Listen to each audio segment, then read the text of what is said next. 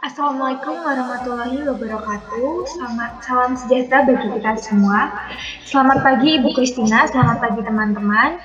Jadi pada pagi hari ini kami dari kelompok 6 akan mempresentasikan mengenai penilaian laporan keberlanjutan PT PLN.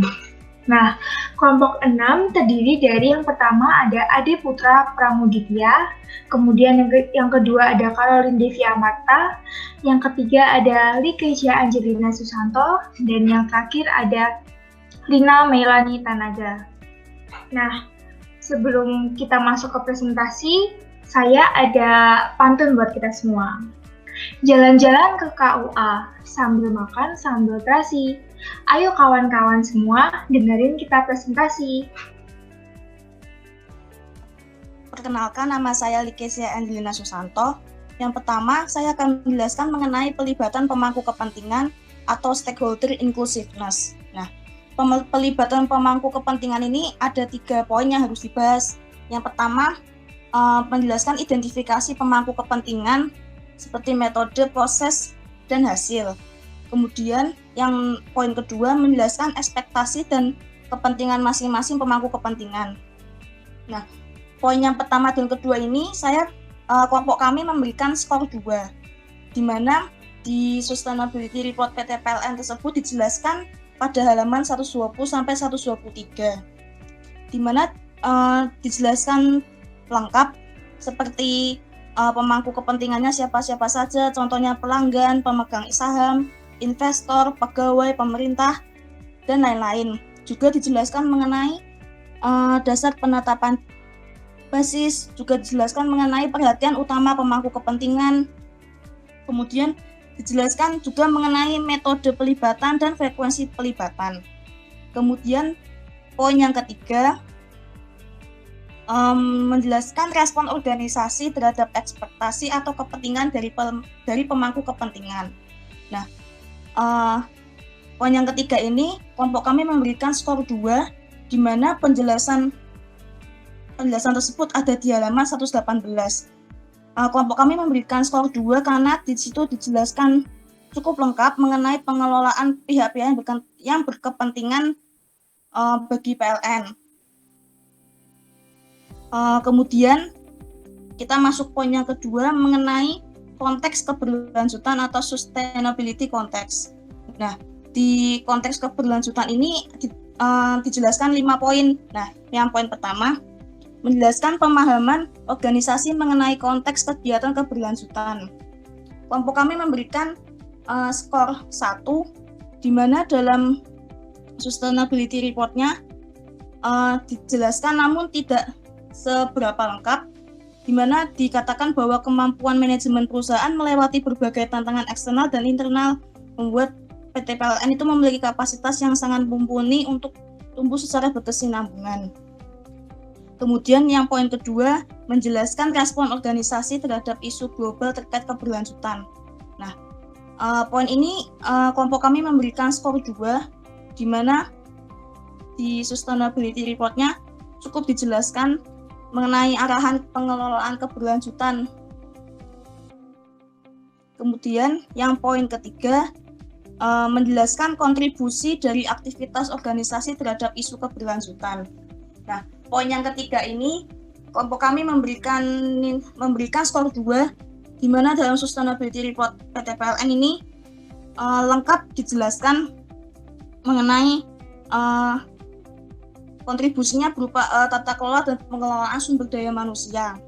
Penjelasan ini ada di halaman 9 di laporan keberlanjutan PT PLN.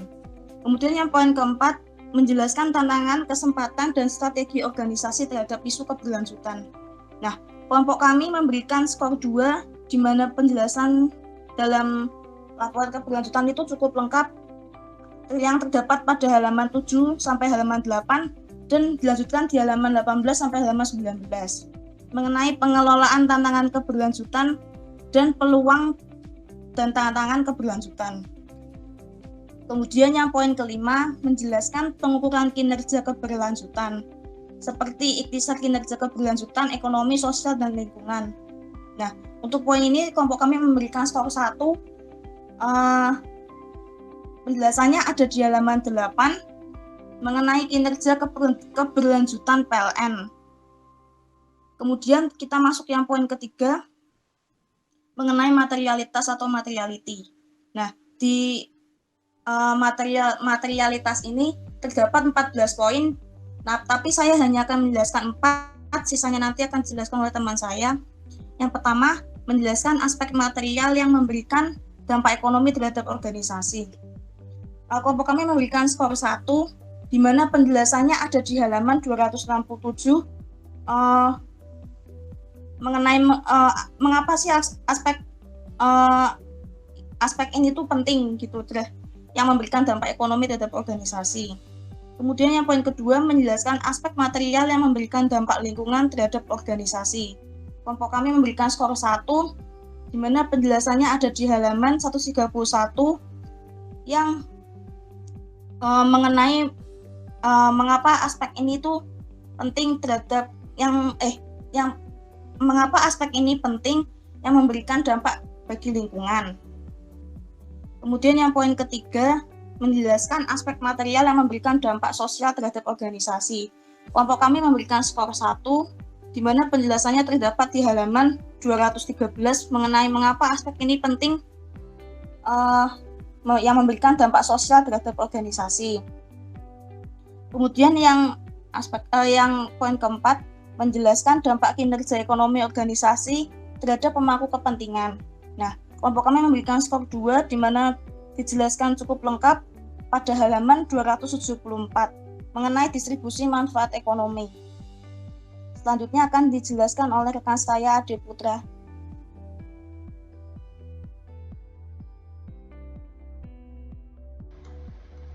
Oke, baiklah.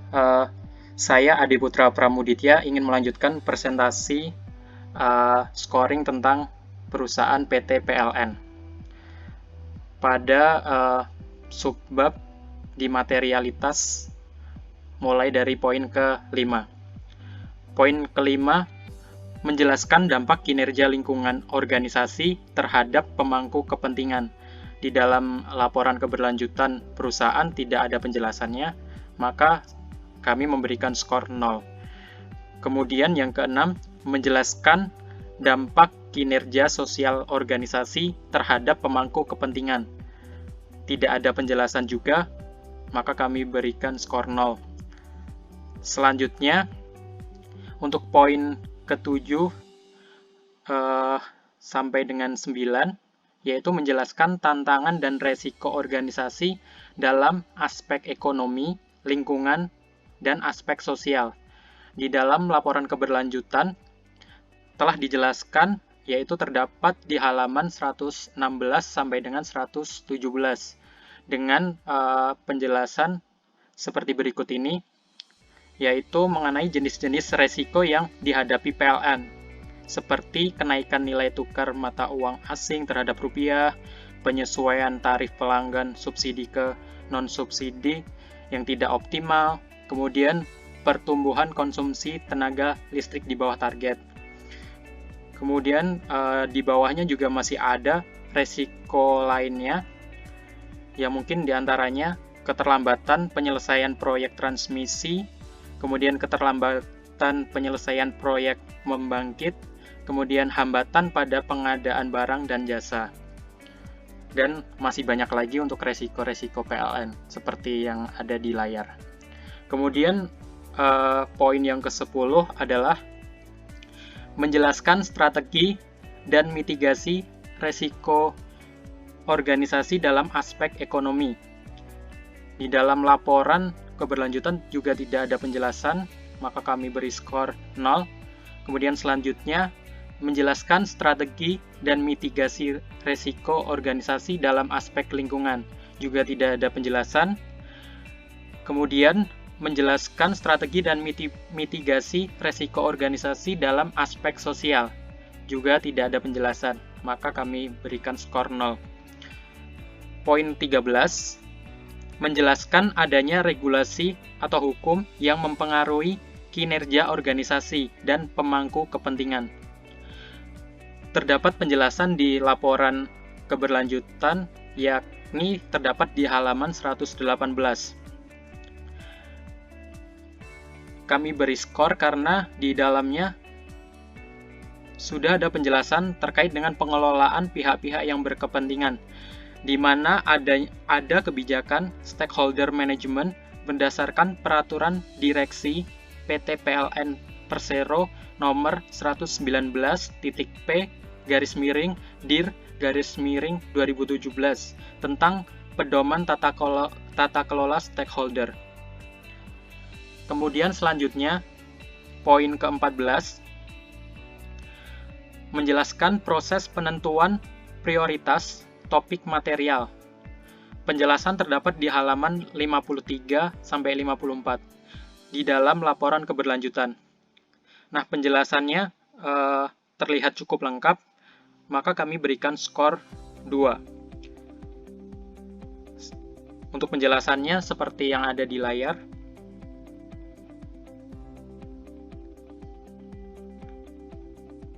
Kemudian lanjut ke subbab yang D, yaitu kelengkapan atau completeness.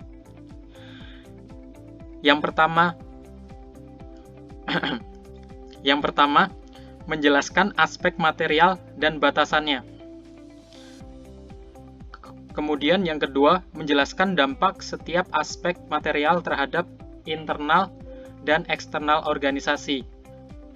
Keduanya ini penjelasannya terdapat di bawah ini, di dalam GRE, seperti yang ada di bawah ini. Sebenarnya ini sangat lengkap, cuma kami tidak mencantumkannya secara lengkap karena terlalu banyak untuk dipresentasikan.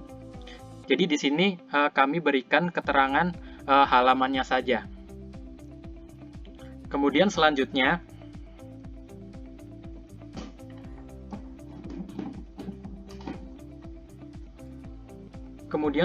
yang nomor 3, menjelaskan dampak jangka panjang dan jangka pendek dari setiap aspek material. Di dalam laporan keberlanjutan tidak ada penjelasan, maka kami beri skor 0.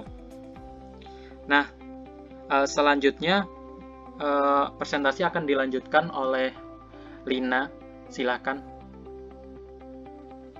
Baik, selanjutnya perkenalkan, nama saya Lina Melani Tanaga akan menjelaskan poin berikutnya.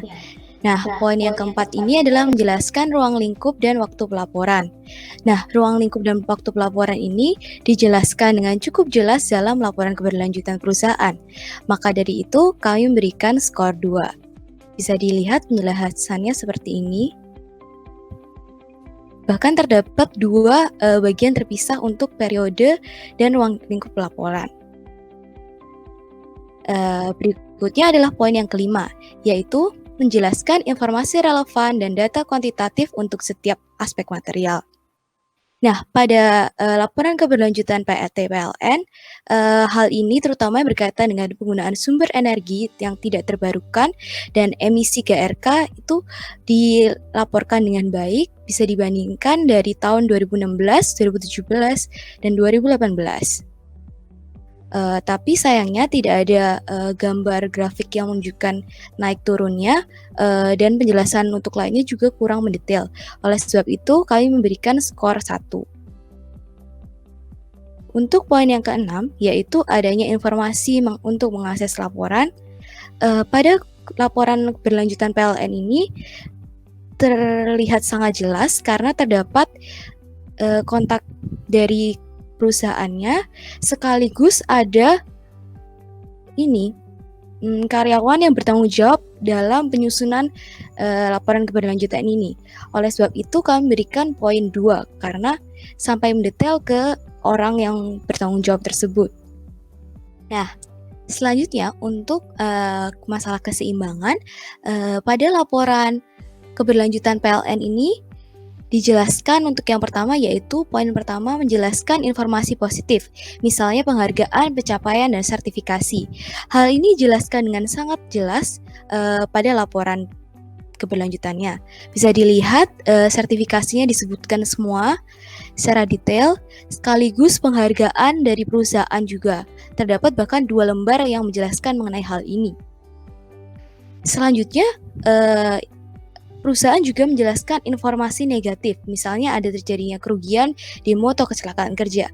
Dalam hal ini, PT PLN ini memperlihatkan tingkat terjadinya kecelakaan kerja yang terjadi selama 3 tahun berturut-turut. Selain itu juga ditambahkan mengenai tingkat frekuensi terjadinya kecelakaan kerja dan severity rate. Severity rate sendiri adalah angka yang menunjukkan jumlah hari yang hilang per 1 juta jam kerja orang akibat kecelakaan selama periode 1 tahun. Yang pertamanya ada statistiknya bahkan untuk jumlah kasus kecelakaan kerjanya. Dan yang berikutnya ini juga tadi yang severity rate dan frekuensi rate-nya juga dijelaskan dalam bentuk grafik. Sehingga karena jelas kami memberikan skor 2. Berikutnya, menyajikan informasi positif dan negatif dalam bentuk tren minimal 3 tahun. Nah, informasi dalam bentuk tren ini yang diungkapkan adalah mengenai konsumsi bahan bakar dari sumber energi tidak terbarukan, emisi GRK yang berusaha selalu diminimalisasi, dan juga 2 hal tersebut. Namun sayangnya tren lebih mudah untuk dipahami dan dibaca jika dibentuk dalam grafik. Sayangnya PT PLN ini tidak membuat grafik untuk hal tersebut. Kita lanjut ke poin yang berikutnya, yaitu menyajikan informasi dari setiap aspek material dengan proporsional. Nah, aspek material terutamanya adalah pengelolaan lingkungan hidup, jadikan secara proporsional sesuai dengan porsi pelestarian lingkungan yang terjadi. Jadi untuk kegiatan pelestarian lingkungan proper bahkan telah digolongkan menjadi beberapa golongan sendiri. Setelah itu juga ditunjukkan dalam bentuk grafik yang jelas tertera di laporan keberlanjutan. Selain itu juga ada komposisi produk listrik dan bauran produksi yang ditampilkan secara proporsional dari tahun ke tahun. Dari tahun 2016 sampai 2018. Bisa dilihat di layar. Nah, yang ini adalah bauran energi pembangkit listrik dan produksi listriknya. Nah, selanjutnya kita lanjut ke poin yang ke F, yaitu perbandingan atau comparability. Nah, pada poin yang pertama ada menjelaskan penggunaan metode dan asumsi yang sama dengan laporan sebelumnya. Tapi sayang sekali di laporan keberlanjutan PT PLN hal ini tidak diungkapkan, sehingga kami memberikan skor 0. Yang kedua adalah menjelaskan aspek material, ruang lingkungan hidup atau pembatasan dan periode pelaporan. Nah, materialitas ini tidak diungkapkan secara betul pembatasannya seperti apa, hanya dijelaskan mengenai topik-topik materialnya. Oleh sebab itu, kami memberikan skor 1.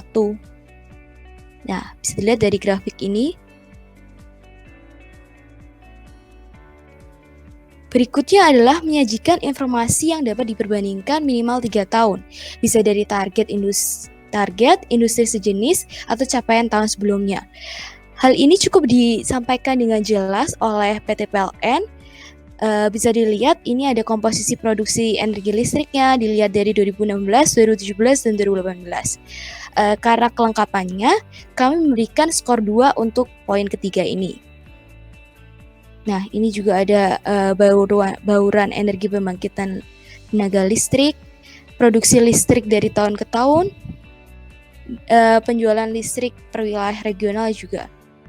Dan ada tambahan juga tentang rasio elektrifikasi, yaitu tingkat perbandingan jumlah penduduk yang menikmati listrik dengan jumlah total penduduk suatu wilayah atau negara. Bisa dilihat juga ini dibandingkan bahkan dilihat dari tahun 2015 sampai 2019. Nah, berikutnya adalah yang keempat, yaitu menyajikan informasi yang merujuk pada pengungkapan atau disclosure. PLN juga memberikan atau mengungkapkan hal ini dengan baik, maka kami memberikan skor 2, tapi tidak kita rinci, cuma karena banyak sekali ini halamannya, bisa dilihat dari sini. Nah, ini pengungkapannya yang umum aja, mulai dari profil organisasi, etika dan integritas, tata kelola, keterlibatan pemangku kepentingan, praktik pelaporan, semua diungkapkan dengan jelas bahkan detail sampai berhalaman-halaman. Nah, sekian presentasi bagian saya. Selanjutnya akan dilanjutkan oleh Caroline. Baik, saya Caroline Devi Amata akan menjelaskan ke poin berikutnya. Nah, poin selanjutnya adalah poin G, yaitu akurasi. Nah, poin yang pertama adalah menyajikan data kuantitatif yang akurat. Nah, pada poin ini kelompok kami memberikan skor 1. Nah, poin ini dapat kita temukan pada laporan keberlanjutan di halaman 246, di mana PT PLN menjamin bahwa data-data pelanggan dihitung dan dicatat secara akurat. Nah, poin yang kedua adalah menjelaskan metode dan teknik perhitungan yang disajikan. Nah, pada poin ini kelompok kami memberikan skor 1. Nah, di poin ini kita dapat menemukannya pada halaman 55 pada laporan keberlanjutan. Nah, di halaman ini menjelaskan bahwa PT PLN dalam menghitung data yang disajikan menggunakan metode yang sesuai dengan standar akuntansi keuangan, dan data-data keuangannya juga dihitung dengan menggunakan metode ekuitas. Nah, poin yang ketiga adalah menyajikan informasi kualitatif yang disertai data pendukung. Nah, kelompok kami memberikan skor 0 karena tidak ada penjelasan di laporan keberlanjutan. Nah, kemudian di poin H, yaitu mengenai ketepatan waktu atau timeliness. Nah, pada poin H ini di dalamnya terdapat 2 poin. Nah, poin yang pertama adalah menyajikan informasi periode waktu pelaporan. Poin ini kita memberikan skor 1 karena terdapat pada halaman 51 di laporan keberlanjutan. Dan poin yang kedua yaitu menyajikan informasi tanggal penerbitan laporan. Nah, kelompok kami juga memberikan skor 1 yang bisa kita temui pada halaman 51 di laporan keberlanjutan. Nah, di halaman 51 ini PT PLN menjelaskan kapan periode laporan keberlanjutan itu diterbitkan dan informasi tanggal penerbitan laporan. Nah, selanjutnya adalah poin I, yaitu mengenai kejelasan atau clarity. Nah, pada poin ini terdapat 5 poin di dalamnya. Yang pertama adalah menyajikan informasi dan penulisan dengan jelas dan mudah dipahami. Nah, pada poin ini kelompok kami memberikan skor 0 karena tidak ada penjelasan di laporan keberlanjutan PT PLN. Nah, kemudian poin yang kedua adalah menyajikan informasi sesuai dengan aspek material yang ditentukan. Pada poin ini, kelompok kami memberikan skor 0 karena tidak ada penjelasan lanjutan atau tidak ada penjelasan mengenai poin tersebut. Nah, yang ketiga adalah menyajikan data dengan tabel, peta, grafik yang sehingga mudah dipahami. Nah, pada poin ini kita dapat menemukan data-data yang disajikan oleh PT PLN dengan menggunakan tabel, peta dan grafik seperti pada contoh halaman 29 yang bisa kita lihat seperti di layar. Nah, kelompok kami memberikan skor 1 karena tidak semua data-data yang disajikan pada laporan itu digambarkan dengan peta, tabel, ataupun grafik. Nah, kemudian poin yang keempat adalah menyajikan arti dari istilah atau singkatan yang digunakan. Nah, pada poin ini kelompok kami memberikan skor 0 karena pada laporan keberlanjutan tidak ada penjelasan mengenai poin tersebut. Kemudian yang kelima adalah menyajikan informasi keberlanjutan dalam bentuk teknologi lain seperti video, CD, USB, atau menyajikan laporan lebih dari 2 bahasa. Nah, kelompok kami memberikan skor 0 karena tidak ada penjelasan mengenai apakah PT PLN menyajikan informasi dalam bentuk teknologi lain atau menyajikan laporan lebih dari 2 bahasa. Nah, poin yang terakhir adalah poin J, yaitu mengenai keandalan atau reliable. Nah, pada poin ini terdapat satu poin di dalamnya, yaitu menyajikan pernyataan asusor independen. Nah, pada laporan keuangan PT PLN tidak ada penjelasan mengenai poin tersebut.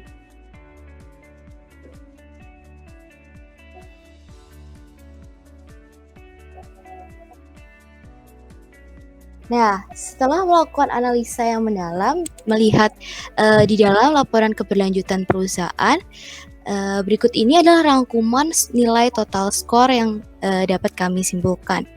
Dari poin A terlebih dahulu, total subscore-nya ada 6, yang berarti nilai maksimum.